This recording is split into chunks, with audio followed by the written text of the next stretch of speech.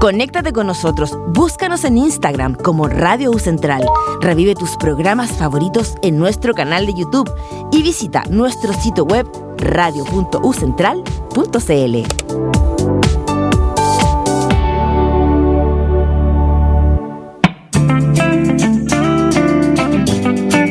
Radio U Central 107.1 FM y radio.ucentral.cl presenta Datos Verdes, un programa que aborda la sustentabilidad, el medio ambiente y la ecología, con un enfoque informativo y cercano, brindando consejos prácticos hacia un futuro más verde. Conducen Leonardo Pérez y Dayana Gitzi. Hola, ¿qué tal? Sean todos bienvenidos a un nuevo capítulo de Datos Verdes a través de la radio de la Universidad Central. Tú ya lo sabes, nos escuchas a través del 107.1 del dial FM y nos puedes ver y escuchar en cualquier parte del globo terráqueo a través de radio.ucentral.cl. Y como siempre, me acompaña mi compañera de la hora, Dayana Gitzi. ¿Cómo estás? Muy bien, Leonardo, aquí feliz de estar en un capítulo más de Datos Verdes contigo, siempre el mejor compañero. Y qué mejor que ahora se viene un momento muy importante en la historia de nuestro país. Siempre estos momentos causan alta tensión, las redes sociales están vueltas locas, cada uno en la campaña haciendo de su ideología campaña, vamos cerrando los procesos de campaña a ver cómo va, quién tiene más gente, quién tiene menos gente, cómo vamos haciendo esto, pero lo más importante es que el domingo se decide en gran parte, si no es la segunda vuelta, quién va a ser presidente de nuestro país, así que es una instancia sumamente importante. Así es, siempre es importante el deber cívico, más allá de la fotito que va a subir gente a Instagram con el voto. No lo suba. No lo suba. Y no se entiende que ya cumplió. Sí, el CERVEL sabe cuando alguien cumple y cuando alguien no cumple. No es necesario que las redes sepan si cumplió o no cumplió. Lo importante es hacerlo con responsabilidad. Así es, Leonardo, y recuerde que si les interesan las temáticas medioambientales, me imagino que sí, si está escuchando este programa, recuerde revisar las propuestas de cada uno de los candidatos respecto a este tema y cuál es su postura ante esta realidad, tanto desde el especismo, tanto del cambio climático y otras temáticas que puedan ser influyentes en esto. Así que vote con responsabilidad, como dice, y vaya y haga valer su deber cívico, que sobre todo nosotras las mujeres no llevan ni 100 años siendo parte de esto. Así es importante, esperamos que sea obviamente una jornada republicana en el sentido republicano, no en el partido, y claro, hay que aclarar ese punto, y obviamente que... no sé, Chile tiene cosas muy especiales, no van a enjuiciar como qué pasa con los chilenos, pero nada, solo si tú estás dentro de alguna de las zonas que tienes que 3 papeletas, suerte con eso. En el caso de la mayoría, aprender a hacer origami. Claro, en el caso de la mayoría solamente son 2 papeletas, presidente y diputado. Algunos, los impares, tienen que votar por senador también. Pero no deja de ser interesante. Nosotros ya analizamos las propuestas medioambientales de los candidatos, que lamentablemente en los debates públicos no fueron tan importantes. Fue tema, pero muy poco. Y en el cierre de campaña se escuchó un poco más, y no tan positivo, la verdad, de lo que uno esperaría. No tampoco tan positivo lo que pasó en la COP30, ¿no es así, Dayana? Así es, Leonardo, la COP30 que partió hace poquito en Belém, cerca de la entrada de la Amazonía. Vimos la irrupción de pueblos originarios entrando ya por la fuerza hacia lo que era la COP. Y esto no solo lo podemos decir desde el punto de, oh, qué mal, porque entran de esa manera, etcétera. Pero ya es una tónica que se va produciendo alrededor de estos grandes eventos, que al parecer siempre es el poderoso el que toma las decisiones, y las organizaciones sociales, los pueblos originarios, quienes están en el territorio, al parecer siempre quedan excluidos de la toma de decisiones reales. Entonces son muy pocos que es como, te invito a... no son parte de. Entonces ahí va generando una molestia porque, claro, el discurso es vamos haciendo esta instancia en lugares donde se produce el cambio inmediato, como es en la puerta de la Amazonía, donde están los pueblos originarios, pero quedan afuera de este evento. O sea, lo hago en tu tierra, pero te cierro las puertas. Es algo que se dio y, bueno, se reprimieron fuertemente a todos los pueblos y activistas que estaban en ese momento. Claro, es algo lamentable también porque se puede entender y se entiende. Brasil es un lugar donde lamentablemente pasan cosas con el tema medioambiental, pasan cosas con las comunidades indígenas, con los jóvenes que son activistas medioambientales. Entonces, se podía esperar esto, el que la organización no haya previsto también una invitación más grande y con respecto, aparte que el tema en cuestión, la mayoría de las problemáticas tiene que ver con el cuidado de los bosques nativos dentro de la Amazonía. Entonces tampoco era algo que no se viene conversando hace una década. O sea, es algo que en Brasil por lo menos sí es tema. Sí es tema lo que está pasando en la Amazonía, sí es tema lo que pasa con la minería dentro de la Amazonía, etcétera. Entonces era un fenómeno esperable dentro de todo y lamentablemente no se resuelve de la mejor forma, porque claro, al final del día hoy día la noticia es comunidades indígenas irrumpen en la COP, rompen a lo mejor este protocolo y parece que todo lo bueno y todas las conversaciones previas se echan a perder y no es así. ¿Es lamentable lo que pasó? Sí. ¿Era esperable? Lo más probable es si tú dejas al dueño de casa fuera. Es lógico. Así es, Leonardo, y bueno, lo que ocurrió en Belém nos recuerda que no hay lucha climática sin los territorios incluidos en ello, sin las comunidades, sin memoria y sin justicia. Entonces es importante que las decisiones no se pueden tomar con los principales actores involucrados en estas problemáticas, no se pueden tomar a puertas cerradas, no se pueden tomar desde el privilegio y desde el poder. Tenemos que incluir a las personas que lo viven día a día. Y es contradictorio porque se han aprobado la extracción de petróleo en algunas zonas de la Amazonía y en paralelo se estaba produciendo la COP30. Entonces, ¿de qué estamos hablando? Por un lado, damos señales de queremos detener el cambio climático, queremos cuidar la Amazonía, y por otro lado estamos aprobando proyectos que la destruyen. Es por lo menos ilógico. Bueno, vuelve la crítica eterna, ¿no? a las COP como tal, como que es más que nada un lugar donde los países se sientan a negociar y posteriormente tienen una conversación de, pongámonos de acuerdo en qué podemos hacer para bajar los índices de contaminación, pero queda como un saludo a la bandera. Fue lo que pasó y lo conversamos cuando tuvimos aquí a la representante chilena de la COP pasada. Finalmente, claro, pasa mucho eso y es lamentable porque al final del día uno esperaría que estas decisiones fueran compromisos de los estados. Y qué mejor que... una de las frases que a mí me llamó mucho la atención es de uno de las personas que reivindicaba, ¿no?, estos derechos territoriales en los bosques nativos en Brasil, que decía, no podemos comer dinero. O sea, finalmente eso es. No basta con el buenismo de queremos hacer las cosas mejor, hay que hacer las cosas mejor. Porque ya en algunos territorios, sobre todo en Brasil o en otros países que tienen estos conflictos medioambientales súper desatados, no tanto como en Chile, es que hay que tomar decisiones que son políticas, económicas y sociales. Y ahí es donde yo siento que hay un discurso un poco amarillista, un poco buenista, un poco de sí, lo vamos a hacer, pero tranquilo. Un poco lo que pasa en Chile con el tema de las salmoneras. Decimos, no, hay que cuidar los fiordos, pero vamos dando más concesiones. O sea, hay una disyuntiva entre lo que se dice y lo que se hace. Así es, Leonardo. Yo creo que la invitación es a mirar el planeta desde los bordes más frágiles y también los más sabios. También tenemos que entender que las políticas en sí no son lo que basta para poder generar un cambio, sino que hay que entender de dónde vienen, quiénes son los actores que están involucrados. Tenemos que cambiar nuestra relación con la tierra, con el territorio y el medio ambiente, cómo nos relacionamos con ellas, cómo nos entendemos parte del todo y no en la cumbre del todo. Entonces, desde la concepción, desde la educación medioambiental, de dónde nos situamos como seres humanos en este entorno, es un cambio de paradigma.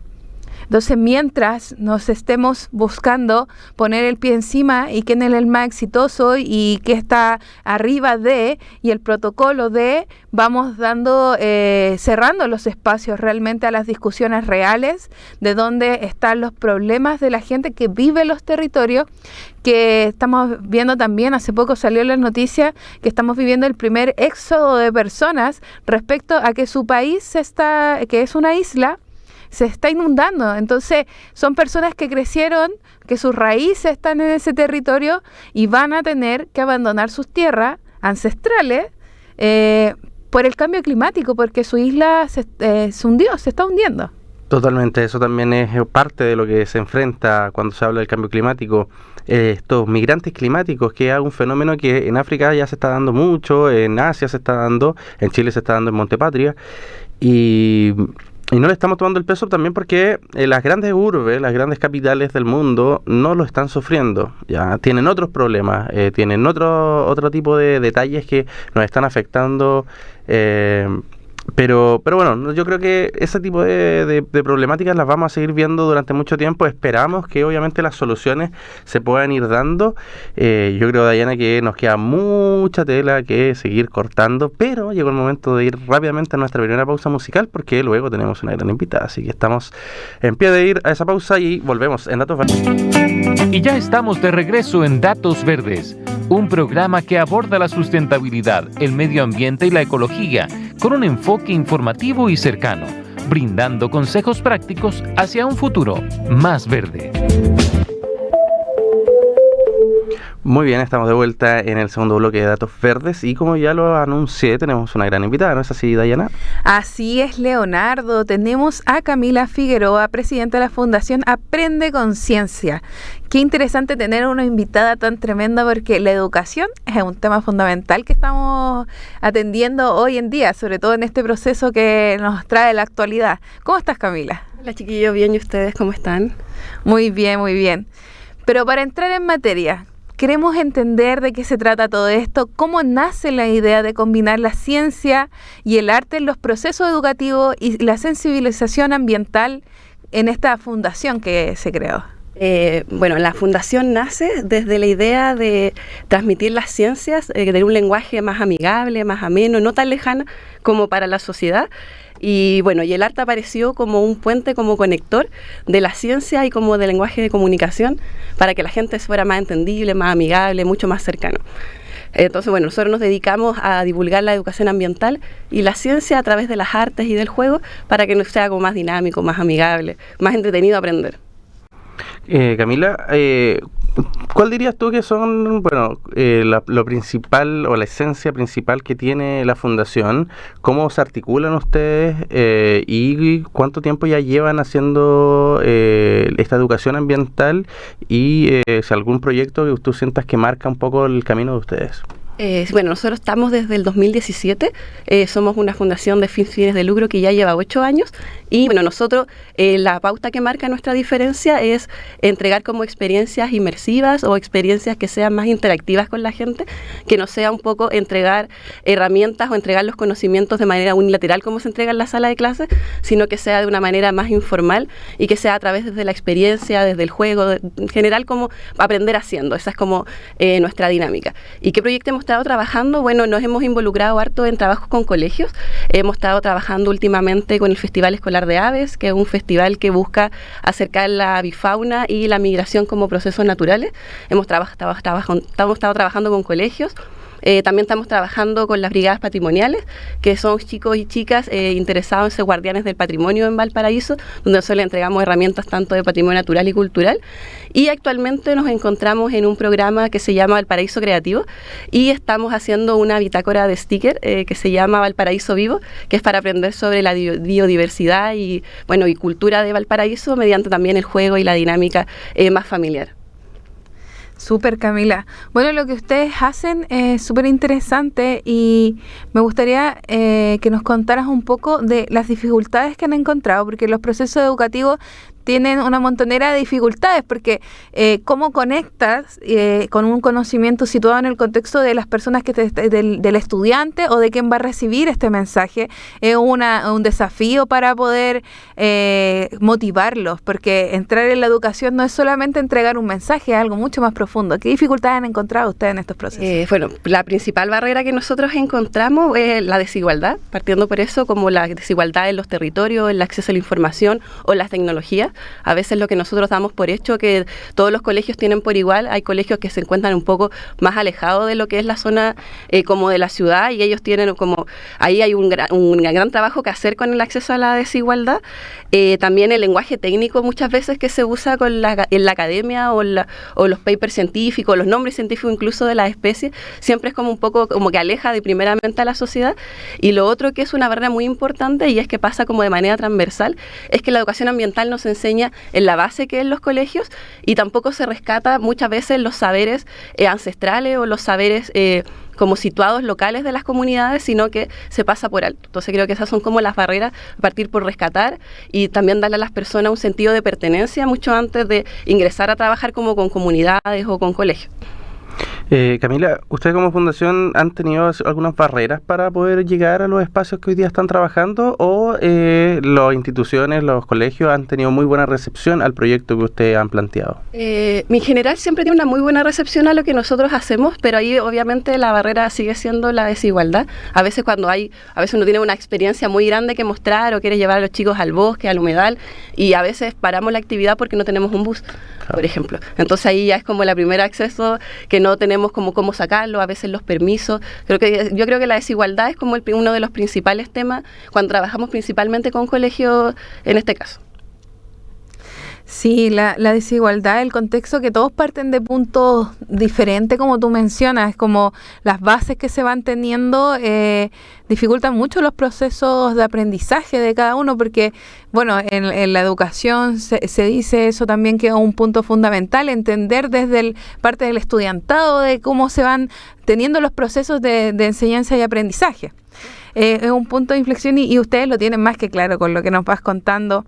Pero, ¿cómo trabaja la Fundación para transformar la enseñanza tradicional de la ciencia en una experiencia más participativa y accesible? Hemos trabajado los últimos años principalmente en temas de financiamiento por proyecto o por donaciones, y en temas de metodologías nosotros somos un equipo multidisciplinario que trabajamos desde docentes, científicos, artistas. Entonces hacemos como ese match, esa mezcla entre la interdisciplinaridad para que pueda llevar todos los contenidos, ya sea los contenidos científicos, pero de manera amigable. Como les comentaba al principio, nosotros usamos el arte y el juego como un puente para transmitir estos conocimientos.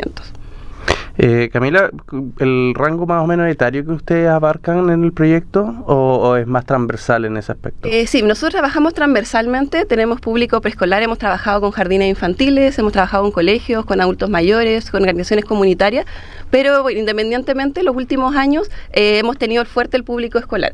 Por ser el tema de educación ambiental, hemos como allí tratado de un poco empoderar a los niños y a las comunidades desde ese nicho. Camila, para que no se nos olvide, cuando las personas que nos están escuchando quieran buscarlo, ¿ustedes tienen redes sociales? ¿Cuáles serían? Sí, nosotros somos Aprende Conciencia en todas las redes. Tenemos Instagram, que ahí somos bien activos, y tenemos página web, y bueno, estamos ahí con correo, con todas las cosas, con Aprende Conciencia. Súper, eso es importante, porque es importante que la gente visite para que conozca lo que ustedes están haciendo. Tal como tú lo dices, es una fundación sin fines de lucro, por tanto es importante visibilizar lo que ustedes están haciendo. Yo creo que la educación ambiental está en un punto clave, porque las nuevas generaciones están hoy día en un país que envejece muy rápido, están llamadas a ser quienes cuiden finalmente lo que tenemos. Así es, Leonardo, lo que hacen estas organizaciones del tercer sector es maravilloso, porque hay todo un estigma respecto a cuando se usa la palabra fundación. Hoy en día está súper marcado y enlodado, pero hay organizaciones como la que tú representas, Camila, que realmente tienen un sentido de buscar entregar algo a la comunidad más allá de las satisfacciones personales, como ustedes como profesionales, y como tú lo mencionas, no es un interés solamente desde lo tuyo de como científica, sino que hay artistas desde la docencia. Es súper interesante eso, cómo la interdisciplina se va uniendo en un propósito que es de entregar esta educación medioambiental a través de la ciencia, a través de lo lúdico y el sentido de un aprendizaje mucho más conectado con las realidades, y entendiendo el principio de que no podemos cuidar algo que no conocemos, no entendemos. Entonces, el conectar con eso nos da sentido, el sentido de pertenencia que nos puede llevar a cuidar el medio ambiente, a entender y saber y valorar lo que nos rodea. Porque tú que vienes de Valparaíso, y me imagino que han estado en esa zona principalmente, es muy rica en biodiversidad. Más allá de lo turístico, etcétera, hay cosas desde lo microscópico hasta lo macro que se puede apreciar en el territorio, y de repente hay que aprender a observar. Exactamente. Aprender a ver, a encontrar lo que está ahí. Y bueno, ¿qué estrategia están utilizando ustedes en específico como herramientas para involucrar los distintos grupos etarios que tú nos mencionaste, culturales también, en estos proyectos científicos que están llevando y de enseñanza? Bueno, la primera estrategia, como les comentaba, siempre es la participación. Es como aprender desde la experiencia. Como comentabas tú, nuestro logo en la fundación es conocer para proteger. No podemos proteger lo que no conocemos. Y bueno, nosotros estamos en Valparaíso físicamente, pero estamos representados en toda la quinta y zona centro-sur del país. Como tenemos personas voluntarias y a través de internet tenemos personas, bueno, acá en Santiago, en Panguipulli, en Granero, en distintos tipos de lugares, tenemos gente que nos apoya en lo que es la misión de la fundación. Y cómo llevamos esta estrategia a través, obviamente, de experiencias. Nosotros desarrollamos, por un lado, material didáctico, entonces tenemos juegos interactivos, tenemos pósters sonoros, tenemos como distintos tipos de herramientas que nos ayudan como a esta inmersión, por un lado, y por el otro lado tenemos también como un programa o una rúbrica de talleres que los entrelazamos con los currículum educativos. Entonces no dejamos de lado tampoco lo que se está enseñando, pero sí lo llevamos a otra metodología que es más la observación, más la presencia y esas cosas. Por ejemplo, tú mencionas en Valparaíso, nosotros tenemos una riqueza costera enorme, pero uno pensaría, todos los porteños sabemos lo que hay, pero lamentablemente no es así, porque existe una desconexión, pero no por un tema de que la gente no le interese, sino por un tema más social, de un tema de presencialidad también, de que la gente está un poco desconectada y no conoce, por ejemplo, los árboles que están en las quebradas, las especies que nosotros vemos en las calles. La gente por lo general, o los niños también, están un poco desconectados con este sentido de pertenencia de lo local. Y si no tenemos sentido de pertenencia, es muy difícil también que lo cuidemos. Camila, ahí tocamos un punto bien central de todas las conversaciones sobre educación ambiental. Hoy día, lamentablemente, por un tema práctico también, todos los niños tienen acceso a una pantalla. ¿Cómo es sacar al niño de la pantalla y mostrarle la realidad? Que en verdad si hay animales que lo pueden ver in situ, que sí pueden ver las plantas, conocerla, porque no es lo mismo ver un bosque en una pantalla que oler el bosque, que sentir la tierra. ¿Cómo ha sido la experiencia a juicio tuyo de estos pequeños que van y viven el territorio? Sí, bueno, yo creo que la tecnología es parte de nosotros ahora, así que es muy difícil decirle a los chicos, soltemos el teléfono para ir al bosque, sino que es más, integremos nuestro teléfono, integremos nuestras herramientas para ir al bosque, para ir al humedal. Entonces existen herramientas, existen aplicaciones, existen páginas web donde uno puede identificar desde canto, llevar registro con plantas. Por ejemplo, existen páginas de aves donde uno puede ir a hacer un registro y anotando las aves que uno ve, haciendo una ruta como en el camino. Entonces ahí ya integraste la tecnología y automáticamente vas a ser un poco más amigable. Además, ahora nosotros estamos trabajando también con modelos 3D, entonces con impresiones 3D, entonces ya ahí la tecnología, como la herramienta, como que genera otro interés, el despertar. Los niños ahora vienen con la tecnología incluida, entonces como tener estas herramientas digitales a ellos también les abre un poco más la mente de que tienen posibilidades de que si les gustan los juegos, si les gusta la programática, poder también como incluirlo en lo que es la educación ambiental. Ahora yo creo que también nosotros estamos tratando de desarrollar eso, pero también yo creo que otras organizaciones también los podrían desarrollar, hacer juegos como medioambientales y juegos o dinámicas para que los chicos puedan descargar e ir aprendiendo sobre biodiversidad o otros temas como importantes referente a las ciencias. Sí, ahí también hay un punto que también tú marcabas y me parece importante traerlo a colación, que es el hecho de cómo la academia de repente le cuesta bajar. Tú a nivel profesional, ¿cómo sientes que se hace esa bajada? Porque no es tan fácil, de repente, claro, muchas veces los papers académicos van como dirigidos a los colegas, a la comunidad científica. ¿Cómo se hace sobre todo porque tú te saltas una valla, que es como el estudiante universitario o la persona común, sino que vas directamente a los niños? ¿Cómo se hace para bajar esa información que es súper técnica para que ellos también lo entiendan y que lo sientan también propio. Sí, mira, los papers científicos en general o la comunidad científica tiene como esta barrera de la comunicación, pero es porque también la academia lo pide así. Entonces los papers salen con este lenguaje súper técnico, entonces lo que nosotros tratamos de hacer es tomar ser como el nexo entre la sociedad común más que los niños, la sociedad común que no entiende este lenguaje técnico y los científicos que se manejan en este lenguaje. Entonces tomamos estos papers, los transformamos en un lenguaje mucho más sencillo, con el equipo de diseñadores tratamos de llevarlo como a imágenes también que nos lleven a entenderlo y así lo pasamos ya a una dinámica más como de taller o de participación o de un juego lúdico, pero tratando de mantener los mismos contenidos, pero obviamente bajándolo en varios decibeles, lo que significaría como el contenido técnico, pero que se queden con la misma experiencia, con el trasfondo es el mismo. Eso es lo que también yo les comentaba hace un rato, de cuando aprenden desde la experiencia, no es que uno le entregue como los conocimientos, ya, este es un ave y esto hace, sino que la vamos a observar el ave, que los chicos se pregunten cómo es, entonces ya cuando aprendas desde esa área, quizás no se van a aprender el nombre científico, pero toda la vida se van a acordar cómo se llama esa ave y dónde la pueden ver.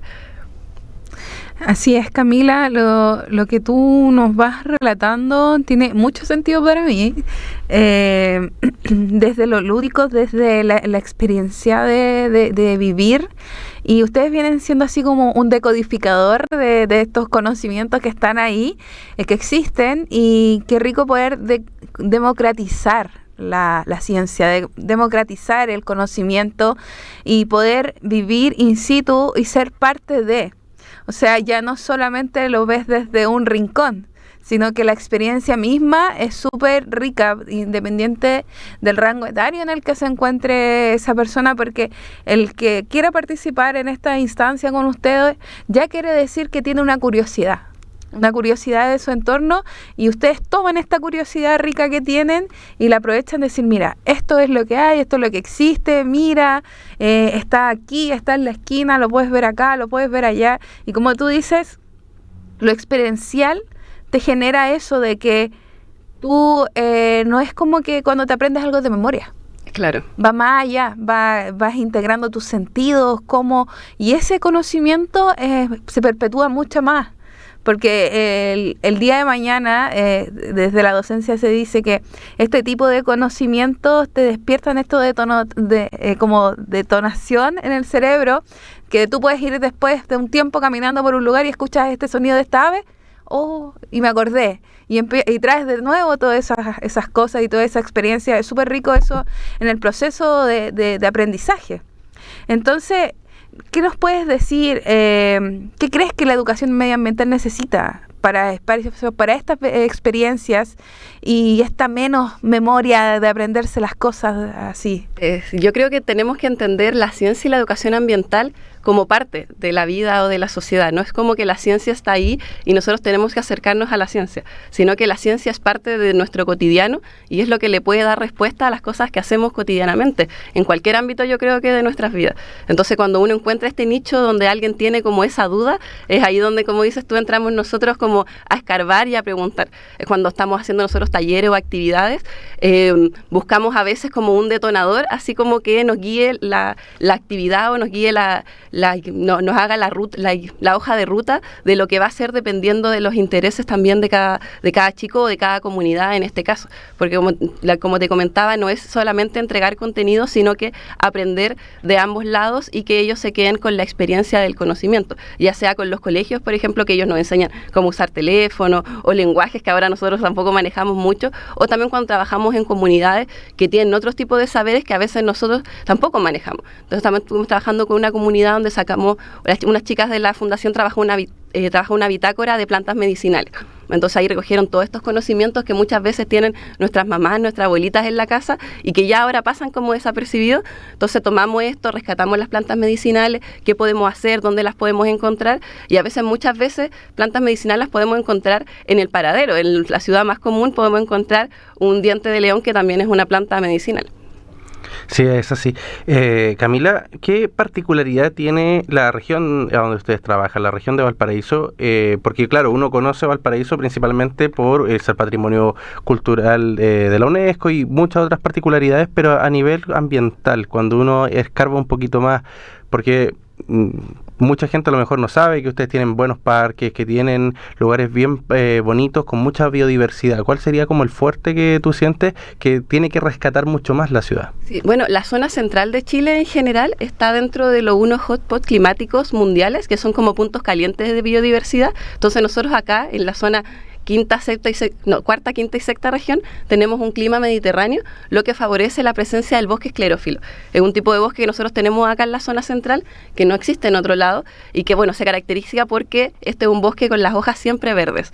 Entonces, este tipo de bosque también, además de tener una diversidad única, tiene plantas, tiene aves, tiene distintas especies que nos ayudan también a recalcar, y como es una biodiversidad única que se encuentra en nuestro territorio, creo que es algo que también tenemos que enseñar.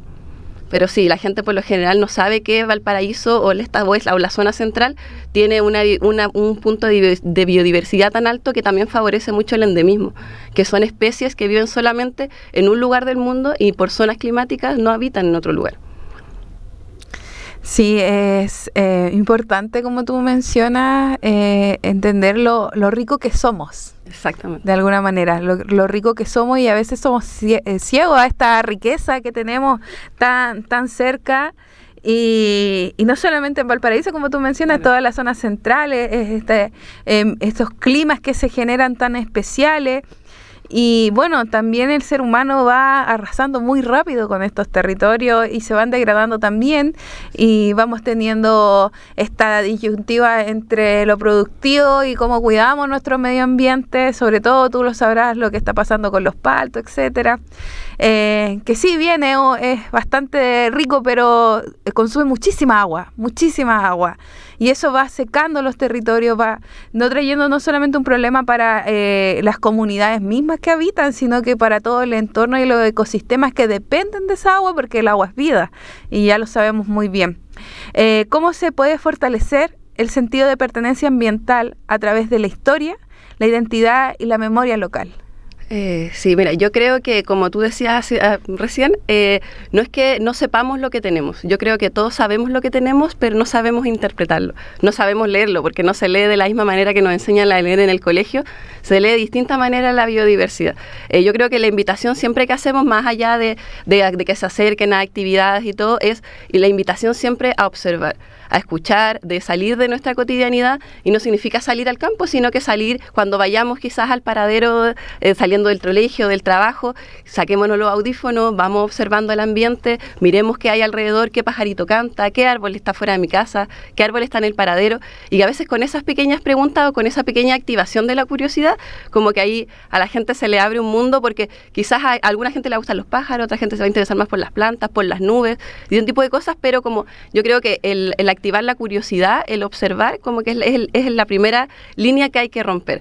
Y después ya ahí más allá, obviamente creo que hay que integrar la educación ambiental en las aulas, integrar la educación ambiental como en la sociedad, pero como una forma de vivir, no como una opción para que la gente, si quiere recicla o si quiere no recicla, si quiere cuida el medio ambiente o si quiere no lo cuida, sino que sea una forma que vivimos como sociedad. Totalmente, y vamos a seguir conversando sobre eso y otras temáticas, pero llegó el momento de ir rápidamente a nuestra segunda pausa musical. Vamos a ella y volvemos en Datos Verdes. Y ya estamos de regreso en Datos Verdes, un programa que aborda la sustentabilidad, el medio ambiente y la ecología con un enfoque informativo y cercano, brindando consejos prácticos hacia un futuro más verde.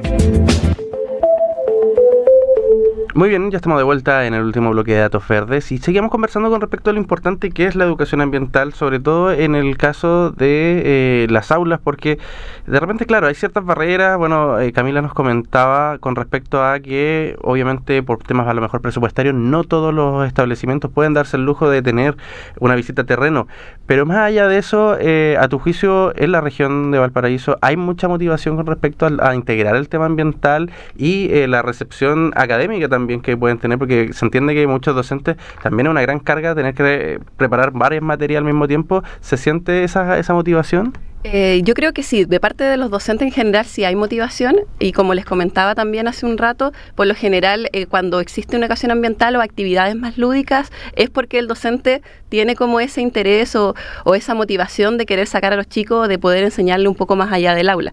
Pero como no está inserto en los currículos educativos, siempre queda como a criterio del docente, y también se entiende que tienen los tiempos acotados, a veces tienen una o más materias, entonces a veces las ciencias naturales o estas materias así como queda como el taller de la huerta, que después la huerta en el verano muere, entonces como que son cosas que quedan como cosas temporales y no como algo transversal del colegio, que eso sería, yo creo que súper bueno, en este caso que estamos hablando de los colegios, que la educación ambiental sea algo transversal y no como algo que lo enseña un profesor, sino que sea como una forma que esa comunidad educativa vive, esa comunidad educativa recicla, esta comunidad educativa cuida el medio ambiente, se educa, sino es como la motivación del profesor, y que después el profesor se va y todo el esfuerzo que ese profesor hizo queda ahí, que eso pasa mucho en muchos colegios. Claro, como dices, Camila, como que de alguna manera hoy depende mucho de las voluntades. Exacto. Más que de un sentido propio de que es parte del proceso de aprendizaje, del proceso formativo que cualquier ser humano tal vez debería tener como pilar desde su estructura misma de cómo nos vamos formando. Porque creo yo que, como tú bien dices, el currículum tanto en básica, media, en la educación en general, está súper inclinado a esas ciencias un poquito más duras, sí, que van más hacia la producción, hacia generar esta cosa más allá de cómo nosotros nos vamos generando esos pilares que nos van creando y forjando como seres humanos con un propósito mucho más amplio, creo yo. Entendiendo que ustedes van y entregan un mensaje súper bueno y nutritivo a las comunidades, ¿tienes algún caso que nos podrías contar donde estas comunidades se hayan convertido en protagonistas activos después de los procesos educativos, de conservación, etcétera, donde tú digas, ¿sabes qué? Lo que estamos generando no es solamente una instancia, genera un cambio? Sí, mire, le iba a dar 2 ejemplos. El primero es el de la Brigada Patrimonial que trabajamos en Valparaíso, que partió una primera instancia en un colegio, y este colegio, bueno, la idea era como fortalecer a los chicos y convertirlos en mediadores educativos para que ellos fueran los que, cuando ellos tienen un museo en su colegio, entonces cuando la gente visitara su museo o el parque que tienen asociado al colegio, fueran ellos los agentes activos que mediaran este lugar. Nosotros estuvimos capacitando, estuvimos visitando esta brigada patrimonial, pero ahora en la actualidad la brigada patrimonial funciona de manera como autónoma de manera en el colegio, a cargo de una profesora, y los chicos, cuando hay día del patrimonio, noche de museo, son ellos los que atienden, guían y explican a la gente como con ese sentido de pertenencia. Bueno, si bien este colegio tenía su propio museo y su propio parque, que fue como que favoreció mucho que se generara esta instancia, nosotros también nos dimos cuenta de que eso sería súper bueno hacerlo como con toda la comunidad, con los niños de la Valparaíso que no tienen precisamente un museo en su colegio. Entonces ahí nació que postulamos a un fondo de iniciativas culturales de Valparaíso el año pasado, que adjudicamos, y ahí nació la Brigada Patrimonial 2, que nosotros le decimos, donde hicimos una convocatoria y postularon distintos chicos y chicas entre 11 y 17 años que tenían este interés por cuidar el patrimonio cultural y natural. Y nos juntábamos los días sábados en Valparaíso, donde distintos especialistas, distintos expertos les enseñaban sobre distintas temáticas y salían a recorrer la ciudad y salían a conocer. Entonces se iban nutriendo de estos conocimientos, y la idea, bueno, que es lo que pasa ahora, que estos chicos como que replican lo que aprenden en sus territorios, en sus colegios, son como agentes de cambio. Entonces ellos siguen replicando lo que aprendieron, pero cada uno en sus comunidades. Y también, como les mencioné al principio, el Festival Escolar de Aves que hicimos, este fue en el Liceo de la Igualdad de Valparaíso. Nosotros abordado toda la comunidad escolar, desde primero básico hasta octavo. Tenían talleres diferenciados de arte, de música y de ornitología, porque estaban aprendiendo de aves. Pero también lo que hicimos ahí fue integrar a las familias. Hicimos salida a terreno con las mamás, con los apoderados. Se invitó, cuando hicimos el festival escolar también, se invitó para que se pusieran con stand. Entonces, con toda esta integración, no solamente queda en la educación que el chico aprendió en el colegio, en clases, sino que ya se integró a la familia, salieron todos a observar. Entonces, como algo que ya sale del aula y pasa a ser como algo más comunitario. Totalmente, y es tan necesario finalmente volver a mirar nuestro entorno y hacer partícipe también a los apoderados que de repente como que cumplen el rol de llevar al niño al colegio y bien que vuelva después con una educación y todo, pero es importante que ellos también se involucren porque también son agentes de cambio, son quienes finalmente, en el caso de los chicos más pequeños, son quienes generan el consumo, generan los hábitos que finalmente esta persona joven va a generar como adulto. Entonces es importante que se involucren también. ¿Cómo tú sueñas tu fundación en el largo plazo? ¿Cómo la ves proyectada? ¿Quieres abarcar o piensan abarcar mayor territorio? ¿Quieren focalizarse todavía mucho más en Valparaíso o ya el plan es ir expandiéndose poco a poco? El plan siempre es ir expandiéndose. La idea obviamente es que tengamos gente en distintos lugares para expandir como este mensaje de la educación ambiental, pero nuestro sueño con la fundación, que es como la bandera de lucha que hemos tenido, es poder tener una sede que sea como un espacio de educación ambiental, como un lugar de encuentro de ciencia y arte. Entonces ese es como el foco que estamos trabajando, donde también se sea como este punto de encuentro de comunidades, de ciencia, de como un laboratorio en la ciudad. Eso es lo que buscamos como fundación hacia dónde avanzar. En ese caso, ¿qué es lo que prima a tu juicio? ¿Falta políticas públicas enfocadas en el mundo ambiental como tal? ¿O ya de por sí también es un tema de entrar con todo, ¿no? Como ir un paso más allá y decir, ok, creo que podemos realizarlo sin tanto apoyo gubernamental, porque entendemos que las leyes son un poco más lentas, es un proceso más engorroso. Sí, o sea, yo creo que podríamos hacerlo sin tanto apoyo gubernamental, pero requeriría obviamente tomar un modelo más de empresa, que nosotros como fundación ahora sin fines de lucro no lo tenemos. Entonces nos gusta igual mantener este ritmo de que sea un poco más comunitario, un poco más como compartido, pero también avanzando poco a poco por nuestros objetivos. Sí. Bueno, es parte de unos modelos de algunas organizaciones que tienen como estas tienditas. No sé si ustedes tienen algo también así. Tenemos tiendita donde vendemos nuestro material educativo, donde también, bueno, es como un stand de educación ambiental donde educamos y también vendemos cosas para poder autosustentar las actividades. Entonces ahí también se genera una rica dinámica con la gente, que lo que comentabas tú, de que a veces nosotros preguntamos cosas y la gente le dice al niño responde, y nosotros así como, no, para los papás también. Y ahí como todo entra como en la curiosidad, tratamos de tener como el stand bien dinámico. Ahora tenemos un dado, así para que la gente lo tire, con preguntas, tenemos un juego El Gato, tratamos de tener distintas cosas para que la gente interactúe en el stand y no sea como que pase y compre solamente. Camila, yo tengo una curiosidad personal, porque bueno, yo veo igual y estoy inmersa un poco en el área de las artes, y quería saber cómo el arte, o cuáles son las personas que trabajan con ustedes, desde qué punto artístico van abordando y aportando en este proceso. Bueno, tratamos de enfocar distintos tipos de artes, pero nosotros vemos el arte es como una forma como de pensar, como una forma de imaginar, una forma de crear.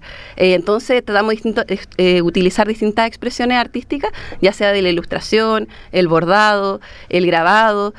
También utilizamos... estamos trabajando en un libro textil. Cuando se hizo el Festival de Aves y los chicos tomaron musicalización de los cantos de aves, ahí entró la música. Los más grandes tuvieron clases de batucada, mascaritas de material reciclado. Entonces distintos tipos de artes para que nos ayuden a transmitir este mensaje. Quizás pueden ser un poco más las artes plásticas, por decirlo de alguna manera.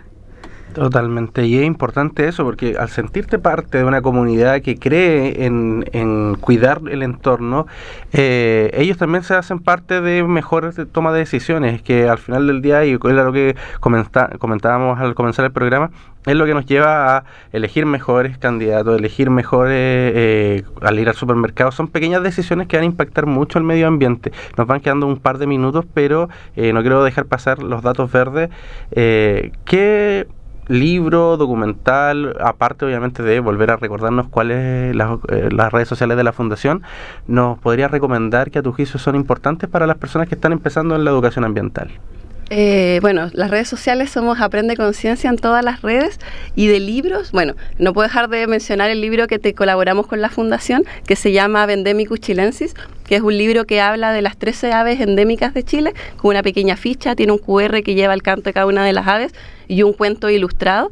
Pero bueno, si alguien se quiere como acercar a la educación ambiental en general, Bueno, yo partí, que creo que fue una forma como muy amigable, a través de las guías de identificación, como acercarse de estos libros más ilustrados, puede ser identificación de aves, de mamíferos, de plantas, de hongos y de todo, pero con estos libros de identificación, uno como que en primera vista tú ves que hay una biodiversidad gigante y uno dice, oh, no hay solo un tipo de gaviota, sino que no es solo un tipo de árbol. Entonces ya con esto más visual uno se puede empezar como a sorprender con lo que hay, y ahí ya puedo empezar a recomendar como libros o artículos ya más específicos. Pero creo que lo primero es como estas guías de Museo Ediciones o estas guías de Valparaíso Trekking también, que te muestran como la biodiversidad así como in situ, y yo creo que ese primer acercamiento es como súper bueno para en general de las comunidades.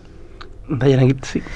Así, Leonardo. Bueno, mi Datos Verdes es siempre hacerse parte, más que un libro o algo en específico, hacerse parte de sus territorios, a vivirlos, a observarlos, aprender a mirar realmente, a estar ahí. Y lo otro es que recordar nuestras redes sociales en @datosverdes y también en @redpymescircular, que pueden encontrar a todos estos emprendedores que están dándole un giro de valor a través de un emprendimiento mucho más sustentable y conectado con el medio ambiente. Así que los dejo invitados a ver las redes sociales. Camila, nos queda un minutito y quiero aprovechar ese minuto para que tú puedas hablarle a la audiencia, recomendarle obviamente lo que ustedes están haciendo, donde pueden volver a encontrar, y un mensaje para nuestras personas que nos escuchan. Sí, bueno, muchas gracias a ustedes y a la audiencia también que está escuchando. Nos pueden seguir en redes sociales, somos Aprende Conciencia en todas las redes, y los invito obviamente a todas y todos a conectar con el entorno, a conocer, a observar y a conocer también la biodiversidad chilena, que es enorme, muy valiosa y es de todas y todos. Así es, ustedes ya lo saben. Muchas gracias, Camila Figueroa, presidenta de la Fundación Aprende Conciencia, que nos visitó el día de hoy. De verdad muy agradecidos por darnos este espacio de conocer lo que ustedes hacen, y esperamos sean muchos más éxitos que sigan en el futuro. Dayana Gitzi, como siempre, muchas gracias por estar el día de hoy con nosotros. A ti, Leonardo, y nada, por recordar todo el esfuerzo que hizo Camila para estar con nosotros aquí, ese viaje tremendo que se pegó desde Valparaíso para poder compartir todo su conocimiento y toda su experiencia aquí con nosotros y la gente que nos escucha. Así es, nuevamente muy agradecido, Camila, por estar el día de hoy. Muchas gracias. Ustedes ya lo saben, semana tras semana nos reunimos para hacer Datos Verdes a través de la radio de la Universidad Central. Nos despedimos con música, que estén todos muy bien. Hasta la próxima. Radio U Central presentó Datos Verdes, un programa que aborda la sustentabilidad, el medio ambiente y la ecología con un enfoque informativo y cercano, brindando consejos prácticos hacia un futuro más verde. Hasta el próximo capítulo.